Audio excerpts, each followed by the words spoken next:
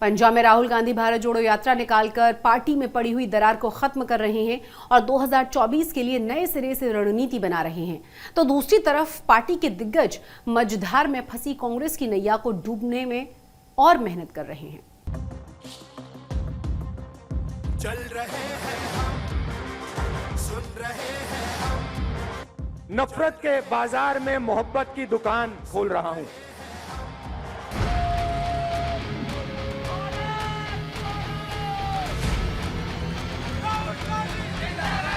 वो नफरत फैलाते हैं, हम मोहब्बत फैलाते हैं। वो हिंसा करते हैं, वो हिंसा फैलाते हैं, हम अहिंसा फैलाते हैं। वो डरते हैं, हम नहीं डरते हैं। चल रहे हैं हम, सुन रहे हैं हम। कन्याकुमारी से कश्मीर तक ये यात्रा चलेगी। कन्याकुमारी से कश्मीर तक को कदमों से नापने निकले राहुल गांधी ने क्या सोचा होगा कि उनके सामने इस तरह से दोहरी चुनौती सामने आएगी। पहली चुनौती तो बीजेपी ही थी, जिसे हराने के लिए राहुल ने भारत जोड़ो यात्रा शुरू की। जिस शहर में भी वो रहे, वहां से ऐलान करते रहे कि देश के लोगों ने बीजेपी को हराने का मन बना लिया है। तो महंगाई बढ़ती जा रही है, इससे चोट किसको लगती है? किसान को लगती है, मजदूर को लगती है। बेरोजगारी की चोट हिंदुस्तान के अरबपतियों को नहीं लगती, उनके बच्चों को नहीं लगती, हिंदुस्तान के आम नागरिक के बच्चों को लगती है। इसलिए हमने ये यात्रा शुरू की बेरोजगारी के खिलाफ। राहुल गांधी बोलते रहे कि नफरत के माहौल में वो मोहब्बत की दुकान खोलेंगे, लेकिन सवाल ये है कि इस दुकान को खोलने में उनकी मदद कौन कौन करेगा। केसीआर को छोड़िए अखिलेश को, केजरीवाल को भी अब तक के लिए छोड़ दीजिए। इन्हें देखिए, ये पंजाब में कांग्रेस के बड़े चेहरे माने जाते थे। नाम है मनप्रीत बादल। मनप्रीत बादल एक दिन पहले ही राहुल गांधी की भारत जोड़ो यात्रा में शामिल थे, मगर एक दिन के बाद ही ऐसा हृदय परिवर्तन हुआ कि कांग्रेस को छोड़कर बीजेपी का दामन थाम लिया।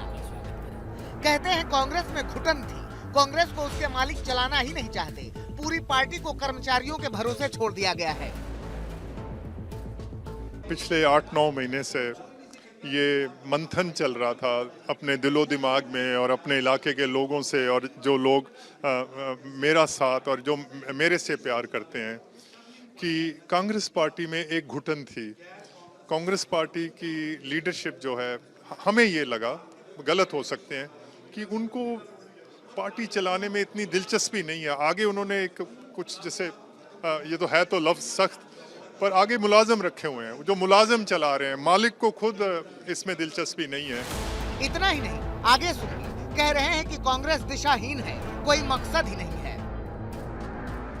हमें ईर्खा होती थी कि ये जो बीजेपी वाले हैं, ये पार्टी में कितना डिसिप्लिन रखे हुए हैं और कितनी नेक नीति से मुल्क को चला रहे हैं।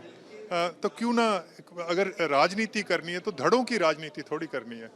राजनीति तो बामकसद होती है, राजनीति का कोई ना कोई मकसद तो होना चाहिए। ये मकसद तो नहीं है कि मेरा धड़ा आगे आ जाए, ये मकसद तो नहीं है कि लीडरशिप से मुलाकात हो सके। अब बताइए, एक तरफ बीजेपी है जो अपने एक एक कार्यकर्ता को 24 के लिए तैयार कर रही है, और दूसरी ओर कांग्रेस में नेता छोड़ कर पार्टी को भाग रहे हैं। आम आदमी पार्टी भी बीजेपी को हराने का इरादा तो रखती है, मगर इस लड़ाई में वो कांग्रेस का ना तो साथ देने के मूड में है और ना साथ लेने के मूड में है। पंजाब में आम आदमी पार्टी की सरकार है और आम आदमी पार्टी को राहुल नसीहत दे रहे हैं।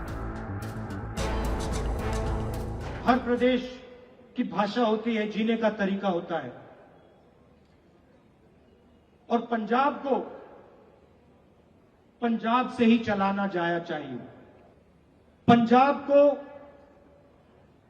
दिल्ली से नहीं चलाना चाहिए।